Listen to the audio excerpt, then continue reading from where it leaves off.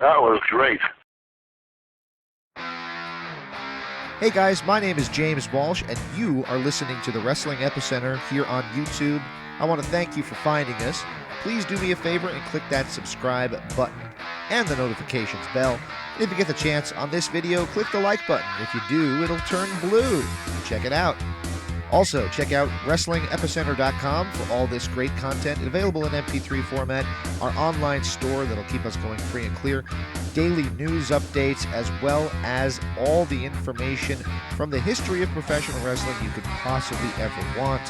Check out WrestlingEpicenter.com online right now. Without any delay, let's get to your interview here on the Wrestling Epicenter. It is now our pleasure to be joined by the missing link, Dewey Robertson. Mr. Robertson, how are you doing today? I'm doing very well, thank you very much. And I was looking forward to this call. This is from Arizona, I believe. Yes, it is. Yes, indeed. Yes. I want to say hello to John Libby down there, who's a friend of mine, and one of my great friends and longtime, not a mentor. He's not as old as I am, but he wrote a book on his, especially on steroids, is Superstar Billy Graham. Yes, we had the Superstar. Yes. We had the Superstar on about 2 or 3 months ago, and he was talking about his book. Did he really? It's good. He's come forward and told truth the way it should be. Yeah. This is happening it took me 13 years to write this book while I was in recovery for steroids, marijuana only, and alcohol, of which I didn't pick up marijuana until I was 38 years old.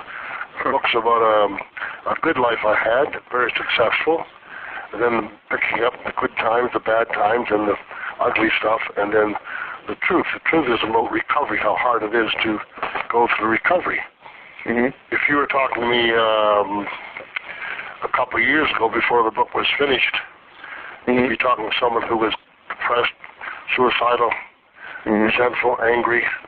But when I finished the book, all that kind of went away, and now I'm working on getting rid of those character defects. What inspired those character defects? Well, we all have the sheet I have in front of me as I'm speaking to you is about the defects of character, pride and lust and promiscuous and greed and self-centered and depression. All those things we have, we all have those characteristics, but when you put the steroids, alcohol, or any drugs together, these get enhanced. And as I say this to you or your listeners, everybody that's listening to me knows somebody or themselves that has problems with anger or resentments or depression or anxiety or impatience, intolerance. There's character defects I learned about through a 12-step program. And then when you write a book, you have to research. When I saw Capote, I asked my publisher, did I have to research this book? He says, you've been researching your life for 13 years, and that's why you've written such a wonderful book. I shouldn't mention the second book, but I'm going to. Right now I'm in the area of doing a lot of publicity. I'm online ready now to start doing some speaking, as people will call me. I did 4 years before. But I'm also in the area of writing the second book, which is what it takes to get rid of those character defects that we all have. And they raise their ugly heads. And there are the people on the TV, Dr. Phil and so on, they tell you what's wrong with you, anxiety and stress. But nobody really has come forward and said how to get rid of those. And the funny part about it, my son Jason, he was a wrestler for 15 years, said, Dad, are you writing another book? Little did I know this would come into my life, and I'm working on that now. And that'll take a couple of years, I think, or maybe less, as I speak on that and how to get rid of these character defects that occur from the side effects of the steroid drugs and the alcohol. This is in the storyline of my book, that how they affected me. It's a book that starts out with a real I'm going to say well, I can't think of the word right now, but it's a rhythm, not a rhythm, it's a theme of the book. The book goes through a beautiful storyline from beginning to end. I want whoever's listening, and especially you, James, to understand that this book you will not put down. People have read it through hours and hours and won't put it down. These are not always reading type people or wrestling fans. But the life story that I've lived and written for a long, hard 13 years in a very stressful way has now made my life better. It's a very self-help book for people who read it or to help someone else read it. Do you understand what I'm saying, James? Yeah, absolutely. Your book does seem to be along the same vein as Billy Graham. I think yours is a little bit more, I don't want to say intense, but it seems to be more towards the personal aspects of who you are as a person through the years as opposed to your wrestling career. Well, I had many, many things before a wrestling career. I started at 24, but I had, professional hockey and professional golf and all the different sports, baseball and so on.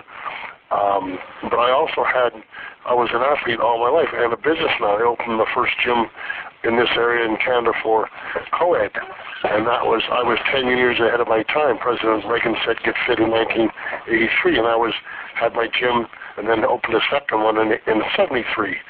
So I was ahead of my time as I was with the Missing Link. So this last 15 years I've been kind of doing something, and now I believe that I'm coming along at the right time because of the steroid, drug, and alcohol situation that causes this depression and suicides and so on. So I'm a happy camper right now. People ask me how I feel, I say top drawer. Top drawer is where you put your underwear, by the way, young man. That's for those of us who are organized. That's true. That's true. Well, that's how my life is getting organized and responsible. When you take your life and get disorganized and not responsible, that comes from some kind of addiction usually, and causes lots of, in my case, bad choices. And the book tells you lots of good, interesting things, and you won't put it down. Like I said, I think the website is. You asked me what it was. It's Dewey Robertson, the Missing Link.ca. And I want to thank you for mentioning the speaking. I did speaking for 4 years, and I didn't know as much about what I was writing as I do today. So pretty soon I'll be on the road with the help of yourself and many, many people who are calling me, promoting me, and I'm available to go anywhere and speak to. Well, I don't usually say my age. I've been still wrestling, diving off that top rope. I may have had my last match last week because I think I've decided, but then someone will call me and say, we'd like you to make an appearance somewhere. Well, why would you think it might have been your last match? Because I'm 67, this is my 44th year, and I still love going in the ring, and I still love diving off the top rope, and I still like the adulation of the people. But I'm believing, and it's not happening, I'm believing that I have to spend more time in the helping of people this book is written for. My local, one of my logos is help the youth. And at 67, everybody's younger than me. So someone out there, he's 67, how can he wrestle at that age? Well, there's photos in the book of what I look like and how I've kept up my health, and right from 46, 47 years training in the gym. So I'm very lucky to still be here and still active. And I as much as I don't tell you or the fans it's the last match, I could get a call tomorrow about going somewhere and bingo, I'll be on the way. So I'm one of those athletic guys who always keep hanging up the skates or the gloves or the stick or the football or whatever, and then keep coming back. As soon as you think you're out, they keep pulling you back in. Absolutely. Absolutely. And I was in Vegas, which reminded me I wasn't too far away. I was at Cauliflower Alley last week, and I was at the Hall of Fame. Hall of Fame in Albany, New York. It's a real Hall of Fame, a building And from the North Americans, the Canadian people and the American people, we're getting more and more people to go there. It's 6th year now, and it's a wonderful, wonderful Hall of Fame. It's a Wrestling Hall of Fame? Yes. Oh, excellent. Yes. Excellent, excellent. Well, I wanted to ask you a question back to the drug use. A couple of years ago, Roddy Piper did a HBO special about how horrible the drug usage was, and Vince McMahon made an appearance on there as well. And Vince pretty much dismissed the drug problem as something from the 80s and pretty much said that it doesn't exist today. Obviously, you're not around the backstage area of the WWE that much anymore, or at all anymore, but what do you think? Do you think it was just a problem that took place back then, or do you think it's a consistent problem? I don't think. I know. Okay. Anybody who's in high-profile sports, even the people who are in the Olympic Games, how would you like to be sitting home now with 5 medals you won 5 years ago, and everybody being caught every year with using steroids? So it's very shameful, and the wrestling world, you know, Vince McMahon, he raised the level of wrestling to a higher level. The shows he puts on now, I can't, you know, I myself and many wrestlers don't watch them, but he's the boss. He does it his way, and he hires all the guys that are on big muscles, and he feels that's the way it is. And himself and many other people, you know, Roddy just came through the time when it was there, and it's I'm not going to say it's not there. I'm going to say it's everywhere, and it's you know, there's documentaries on it all the time, and I'm not out to clean up the whole world. I'm just out to say, here's the consequences. I'm not going to give you the list of names, but there's 88 guys who have died from 21 years old, 63, the last one being Wahoo McDaniels, with no kidneys from his use. And there's 88 guys, and all those guys, most of them in ages of 20s, 30s, 40s, some into the 50s. And it's all to do with drugs. Interesting. So it's not... Dewey Robertson finished. He'll know how to speak to crowds of the people and let them know about bodybuilding, football. I'm working on my website now to get some information. The bodybuilding world when I first started was very clean in the 60s. But now it's moved into a world with you can't be a competitor without using steroids. I don't know how many are living. I don't know many have testicular atrophy, which are one of the side effects. There's many side effects. And it's one of those things that are just hidden and not talked about. Well, I'm sorry. I'm telling my story, what happened to me as Superstar did. Superstar actually he's on his second liver now, and he's lost 4 inches in height. Right. He mentioned that, I'm sure. Yes. Yeah, he was a giant of a man. He was a giant of a man. And because he did so many steroids, he's not a very big man anymore. But I have to commend him for coming forward and telling the truth, which a lot of people don't do. He's a magnificent athlete. He's a great person. He's a Christian, by the way. He's one of the... I want you to understand this message. He's one of the real Christians, okay? Do you understand? Real Christians, and there are many in Arizona. He's one of the number one, Billy Graham Superstar. I commend him for that. He's a very good friend of mine, and I'll be in touch with him soon to tell him about his book. I'm so glad. I believe I started before to write my book. I started before Mankind or anybody. I started in 1991. But it took a lot of research to tell a whole story of one's life. And that's what I had to do from age 11 right on. You know, talk about parents and father and jobs and all kinds of things. Yeah, I'm sorry, sir. James, did you read it? Yes, I did. I read most of it. I haven't read that last probably about it's about 300 pages. I think I was at like page 240. So well, I'm moving along. It's good because each page gets more and more interesting until that last chapter talks about recovery by toughest match. Absolutely. How did you end up with the good people at ECW Press? The book was going to New York. It was that good a book, and one of the girl writers wrote some slander about another girl.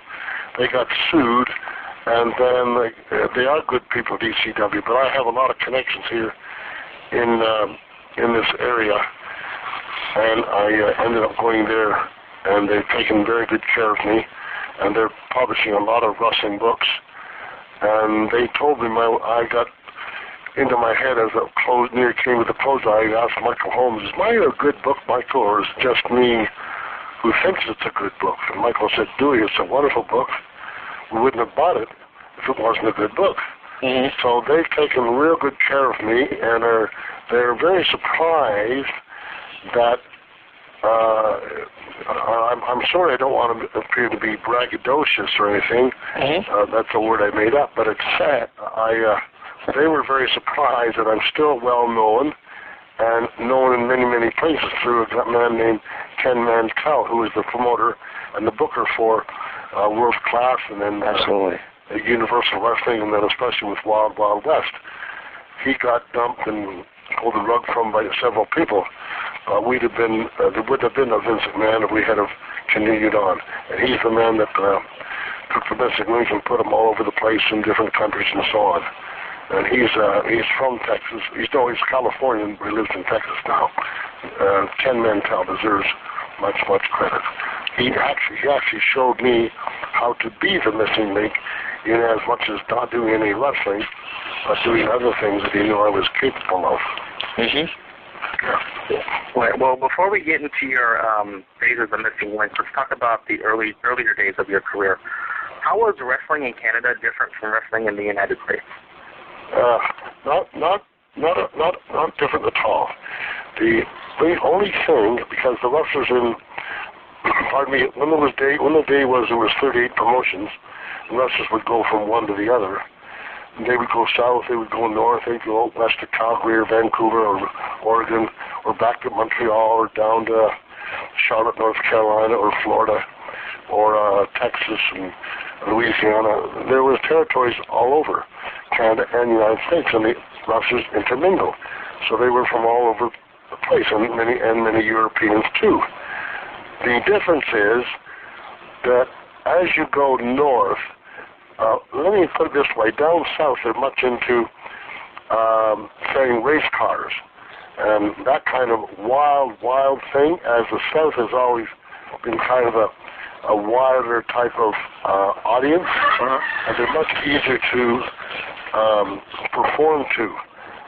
And when you get north, it's like they're a little more stiff collar type people. Not just Canada, as you get north to, New York or Buffalo, Minneapolis, or all Canada. They're a little more. You have to really convince them a little more about less showmanship and more down to earth wrestling, which of course I don't know if you watched it today, but there's the odd good match, but there's a lot more girls and crap. A lot of silly things going on, I'm sorry to say. Yeah, it's why he does that. I'll tell you why, because it's easier. It's lowest common denominator kind of thing. It's really, I'm kind of disappointed in it. Well, pretty well everybody is now. It took them a long time, and it's finally coming around. And I somehow have the faith of Vince McMahon, who never failed. Well, he's failed at a few things, but he will turn it around again, because wrestling never goes out of vogue. It's the second oldest.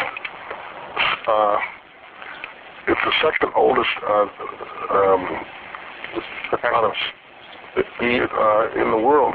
First became slaves, and they sold the girls as slaves and prostitution, and then came along the warriors. And so it's the second oldest thing that's been around for years. Pardon me for not being able to pick the words on the end of my tongue right now. There. Oh, man. What was it like having him, obviously you mentioned Ken Mantell was a big part of your career, but what was it like having a manager like the original WWF champion, Buddy Rogers? He was just around me for a short time in Charlotte, North Carolina, and he saw in me that he told Jim Crockett I would be an asset to the company. Mm-hmm. I'd like to know this, James, and many of the speakers, or many of the people listening. Uh-huh. I was what they wanted for a champion: the physical, the roughing holds, the right height and weight, and I had everything to be the champion. They tried 3 times to make me world champion. The other 6 belts that I held off and on, I did very well with them. And I'm going to admit something now, and the reason I'm going to admit that is so that the people who read my book, or the people who listen to me now, it's like never give up on tomorrow. You know, the sun shines, it comes up every day, so it's a new day. Never give up. Mm-hmm. You're talking to someone right now who could not go in front of a television camera and scream and holler like Ric Flair, Roddy Piper, or any of those guys on the TV today who just holler and scream or whatever they say. I could not do that. I was in the book you saw young photos of me, kind of a clean-cut, college-like kind of guy, and it wasn't until I had more character, as I do now, as the missing link, and was able to understand who I am, where I am, and how worthy I am. And all of a sudden, I'm not short of words in any situation, probably because of my age, and I've been many, many things around and done many things. And so I'm here now. God's got me on a situation where I don't think he's going to let go until I finish the mission he's got me on, and that's to help the youth. And of course, what the youth to me was just to the schools. Well, it's not now, because single parents are in their 30s and people in their 40s feel it's okay to do things, make bad choices, take their hands off responsibility. You know, a man said, I was married 5 years. Well, why are you divorced? He said, we're not in love. In the meantime, he's going back and forth to cocaine. So how can he keep his mind and his life in responsible things when you pick up cocaine or alcohol and right away you're frozen in time. You're not learning or doing or responsible for anything. And this is what a lot of people really don't know. It's nice to have a good time and maybe get drunk, or people think drugs are okay. And it's very bad. I don't want to make any.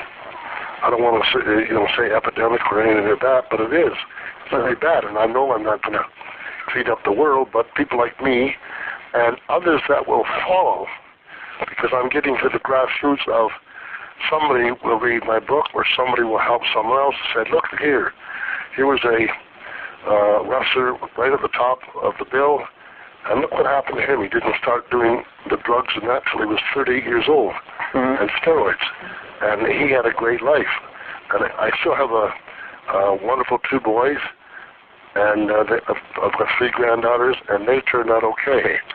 So my life is okay, and I'm out now to try and help someone else that doesn't know. And you know, James, I'm back in Hamilton after 56 moves with my family in many, many places. Wow. And I'm back in the city. Actually, they're honoring me in October in the city of Hamilton. We're about 600,000. It's a beautiful area that I'm in. I have the lake to look at, and my old steel company, and all the people I used to go to my gym and know me from from wrestling way back 40 years ago. And it makes me feel good that I can go out there and someone comes to me every day, and I'm not making this up. Every day someone will come to me, beep a horn, or on the street, or in the gym, or wherever I go to do business, and say, you know, Dewey, I used to watch you with my grandmother, the same as I did. Or I was sick one time and I watched you on TV, or you were my favorite. Me and many, many others. So they go back telling how it used to be. And that's very, very, I'm very grateful for Vince McMahon taking this wrestling to a higher level, and having these WrestleComs and shows like yours, because without that, people like me and many, many other wrestlers, they call them legends, wouldn't be able to go out there and maybe, in my situation, try and help somebody. So every day I get some kind of gratitude to come back where somebody says, I used to watch you. I think you're whatever, you know, and this goes on all the time, whether I'm in Arizona or I'm at Russell Comsoda in Arlington, Texas, and people coming from California saying I knew you, or the tapes Ken Mantel had were in the Eastern countries, and somebody coming and saying I used to watch you when I was a boy. I was in Israel and so on. And I did an interview when I first got to Cauliflower Alley a week and a half ago. I couldn't even set my bags down, and the Australian people were there to make a videotape of me. Oh. And I'll be going there to speak and, you know, sell books and speak. The main thing I'm doing these is not just to, it is to sell books because the book is that poignant. The most important thing, I'll be waiting for someone to say, well, I'm from Arizona and I heard you speak on the radio, and we have a situation here. We'd like to hear if you come here and do some speaking. And that's going to make me very happy because I did 4 years and I had no more gratitude. I had much gratitude for when I walked out of a school or a service club or a halfway house or Attica prison or anywhere at all, churches, anything, and they'd say, "Wow, we enjoyed having you come in." That's what I'm here for tonight, talking to you about. And excellent. Yeah. So I'm glad for people like yourself and many more interviews that I have lined up for this next month, actually.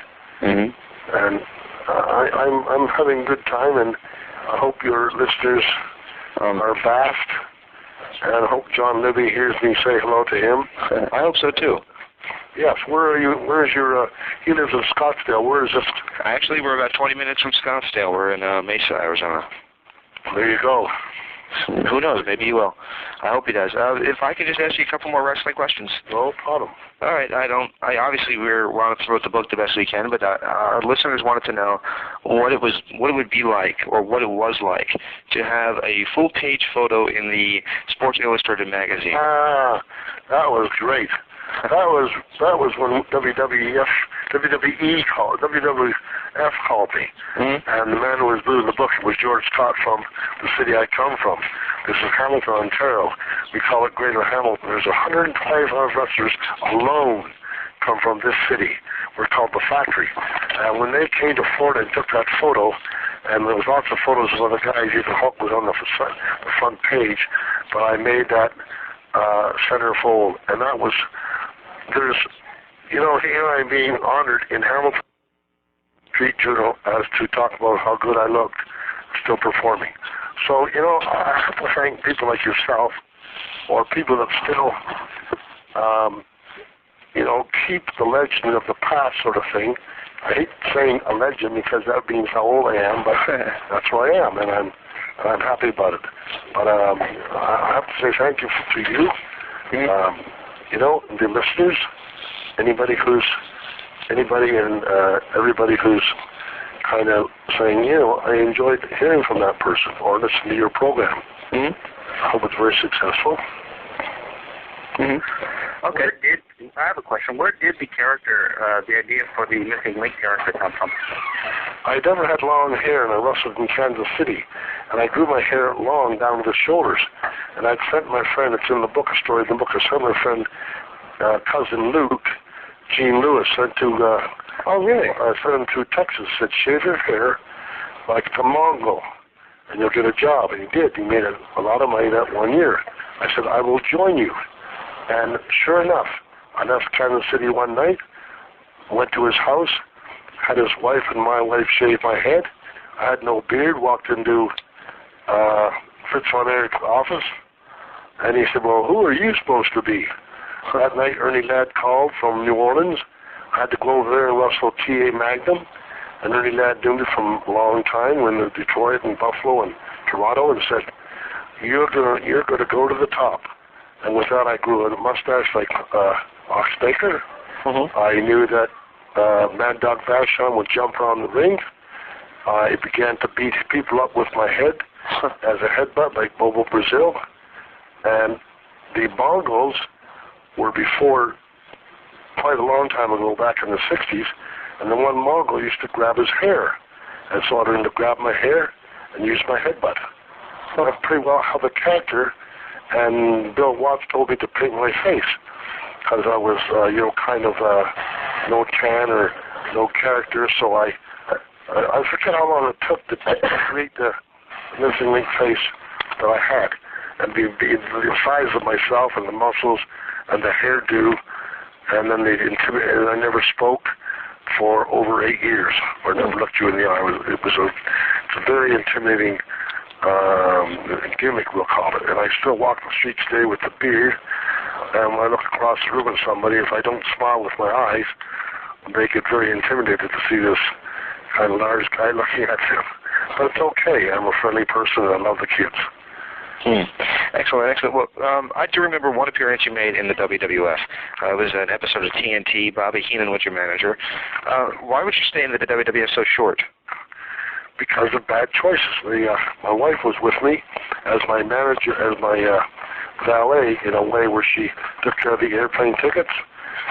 I remember now they billed me as a person that couldn't speak or talk, or as a missing link sort of thing. Mm-hmm. So I couldn't confront anybody. And I put that in my persona 24 hours.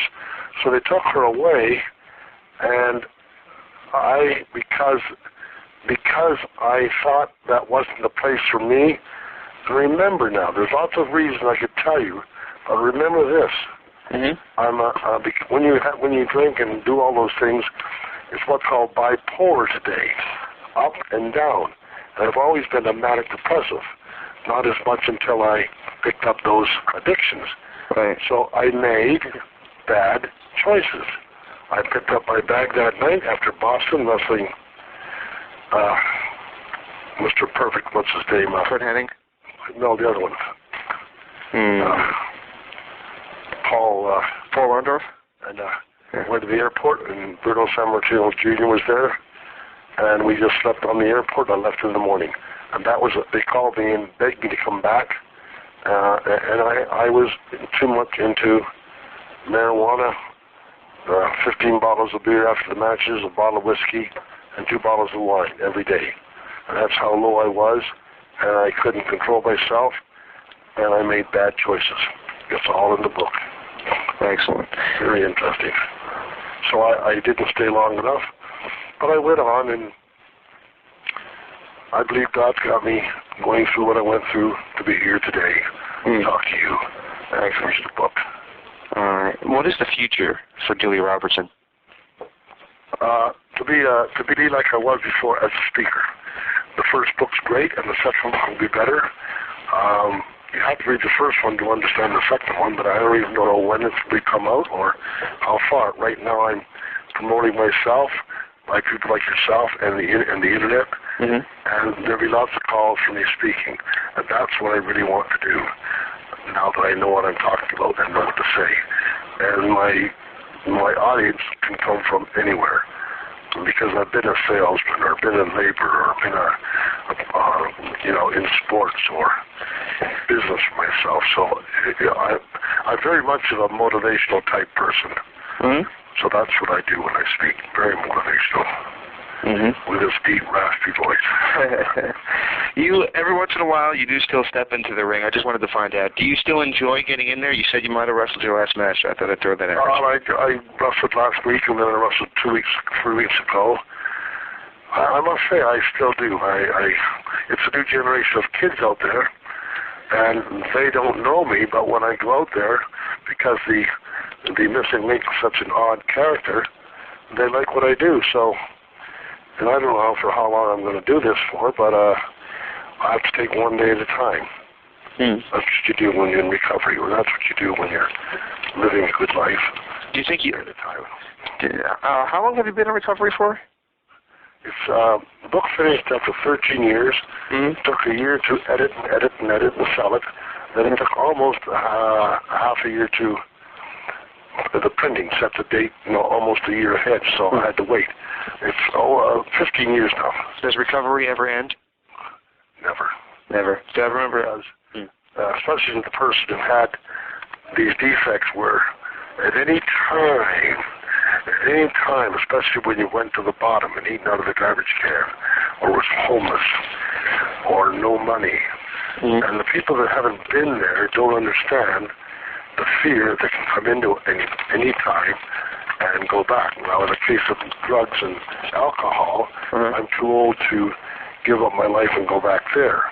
If I was younger at 30 years old or 40, the temptation is great because you think life is never going to end. But now I'm older where I can go back. But there are sometimes those frustrations or different types of things come about, and that's what I'm writing on right now. How to keep away from those, how to correct those, how to stay responsible. And this, even though it might not be in writing right now, if any listener is going to buy the book or read it, they'll remember what I said, how to overcome these things. And I'm not telling people what to do or what not to do, only that if they pick up any one of, there are approximately 40 different types of 12-step programs that started with AA in 1939, the year I was born, and now there's over 40. So there's many, many addictions, and they all have the same, they have all the same side effects. I know it's hard to understand, but the person who picks up and has to go in recovery, they understand the consequences of recovery. And as I said, 88 guys died, and if you keep doing steroids, drugs, or alcohol, on the bottom line it's jails, institutions, or death. I've been to the psych ward 6 times during my writing. That tells you what kind of shape I was in. Wow. I'd never been to jail. It tells you in the book that my mother taught me never to lie or steal, but I stole other guys' wives, daughters, or girlfriends, and it was all a big lie to my wife. So I'm not a thief or a liar, but I didn't do all that. Not everybody talks about that, so it's very interesting the way the book and the theme of the book is written. I know that by you've read it and you understand what's in the book. Absolutely. I encourage you to buy the book, but please call me. I want to have a talk with whoever wants to listen to me. All right. Do you mind if we just close out with a couple word associations? If you have a one-word answer, that's cool. If you want to share a story, that's awesome as well. Go ahead. Okay. The first name on the list is somebody we lost just recently who your story kind of reminds me of. He's a little younger, but you might know a lot about his story, Eddie Guerrero. Eddie comes from a family of 5 generations of wrestlers. And what a terrible, tragic thing that is. His father died a year or 2 ago, and if his father was alive, he'd be horrified. But that's what happens when you have to keep taking steroids to keep your job in the WWF, WWE. That's the bottom line. Go. How about one of your early managers, the General Skandar Akbar? Great guy. He was a wrestler back in '71 when I was in Louisiana. And as a manager, he fit right in. He just fit right in with myself and Kamala. He was great. He still is a great guy. How about Ravishing Rick Rude? Rick was an arm wrestling champion, and he came in and didn't know much about wrestling or anything, but he had such perseverance. He wanted to get to the top, and he did. And then he got sick and died. And I'm not going to judge why or say why. It has to do with addictions. Yes. How about the Junkyard Dog? Oh, he was just, there's a lot of great guys, a lot of good guys, and he was one of the good guys. He was. And he was the same thing. You know. How about another manager of yours? I'm sorry to interrupt. The Mouth of the South, Jimmy Hart. Jimmy Hart was very creative. He has a book through the ECW. Yes. And in the book, there's many, many creations that Jimmy put upon himself and played many, many roles as a manager or as a participant in the ring. And I haven't read the book, but the photos and everything are great. So he probably tells a wonderful story. Okay, I only have a couple more for you, and then we'll let you off the phone. No problem. So how about somebody else who has a book through ECW Press? I'm not sure you were around her too much. I know you wrestled her boyfriend or husband at the time, John Tatum. How about Missy Hyatt? Oh, my. That's a heck of a response right there. Yeah, oh, my. I can't. John Tatum was a wonderful person to wrestle with. Let's hope. Let's just pray for Missy, okay? Someday she gets straightened out. I think she's actually said she went to rehab in '03, and this is cleaned up. Well, some of them keep going and some of them go back. Let's hope she's okay. Hopefully so. Okay. Chris, do you have any more? Yeah. How about another one of your managers? I'm sorry to keep bringing up the managers. Percy Pringle. Well, if you read the foreword for the book, the publishing company said, Michael Holmes said, I've never seen a foreword like that. And the foreword is made up twofold. One was a letter he wrote to me, and one was the foreword. The foreword was very short, and the letter was very short. And I asked Michael Holmes, are you going to put the letter and the foreword in the book? And I went to editing, and they combined the foreword with the letter. And it's like Michael Holmes said, it's one of the best forewords he's ever seen. Michael Holmes said I couldn't have done a better job myself. I don't know what that means, but he's Percy Pringle's a genius. Okay, you have no idea what he's all about. He's a genius. Interesting, though, because as you see him in his role he played. He's one thing, but when you talk to him, he's a genius. He's just such a sweet guy. Certainly is. I remember we did that interview with him about a year ago, and he was just, I went in expecting a little bit of a strange guy based on his characters, and that's not what he is. Right down to earth. Yeah, absolutely. Final one I have for you is kind of twofold. It's Vince McMahon, but Jr., that is. But I wanted to also ask you what you think of the installment or institution of the steroid and drug testing that they're supposedly doing now. You think they are? What'd you say? Do you think they are? Do I think they are? Absolutely not. We'll leave it at that then. Leave it at that. That's pretty close. Yeah. Too bad they haven't got someone to take the task and make it happen. Yeah. That's okay. If Vince McMahon's coming, he can do what he wants. Yeah. Oh, well. What can you do? I hear you. All right. Well, we can't thank you enough. You want to give one last plug for the book titled Bang Your Head? Yeah, Bang Your Head is the real story of the missing link. Dewey Robertson, Canadian heavyweight champion, a crusader for a long time with a mask, then the missing link. And www, but it's DeweyTheMissingLink.ca. Awesome. Sure be looking forward to some email from Arizona. Absolutely. This will air on Wednesday, and we really can't thank you enough. We do appreciate your time so much. It was an absolute honor to speak with you. Been a pleasure, guys. Thank you very much. Thank you so much. Take care of yourself, and if you ever have, when you do release the second book, look us up because we'd love to have you back on. I may be calling you if I get that way for speaking. I certainly call you. I know how to make lots of connections, and I'll have your transcript and your address and everything in my diary. Do I have your phone number? No, I don't know, but she's going to get that. You'll have all that on the transcript, right? Yeah, I'll send over the transcript. I guess I'll just email you through the website.